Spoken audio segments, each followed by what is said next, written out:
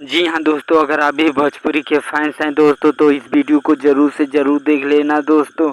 और साथ ही साथ चैनल पे नए हैं दोस्तों तो चैनल को सब्सक्राइब कर लेना दोस्तों, क्योंकि कोई भी भोजपुरी का अपडेट आने से पहले हम आपको कम से कम समय में बता देते हैं दोस्तों। चाहे पिक्चर रहे चाहे न्यू सॉन्ग दोस्तों, उस आने से पहले हम आपको कम से कम समय में बता देते हैं दोस्तों। तो आज की वीडियो में हम बात करेंगे एक भोजपुरी पिक्चर के बारे में, जो कि 29 तारीख को शाम 6 बजे यूट्यूब चैनल पे आ जाएगा। जी हाँ दोस्तों, 29 तारीख को शाम 6 बजे यूट्यूब चैनल पे आ जाएगा। जी हाँ दोस्तों, पिक्चर का नाम है दोस्तों सौतन, जो कि बहुत बेहतरीन और लाजवाब भोजपुरी पिक्चर है दोस्तों। हमें पूरा उम्मीद है दोस्तों यह पिक्चर आप एक बार ज़रूर से ज़रूर देखोगे दोस्तों, और हमें कमेंट में ज़रूर बताना दोस्तों यह पिक्चर कैसा लगा दोस्तों। तो ऐसे ही वीडियो पाने के लिए दोस्तों चैनल पे बने रहिए दोस्तों।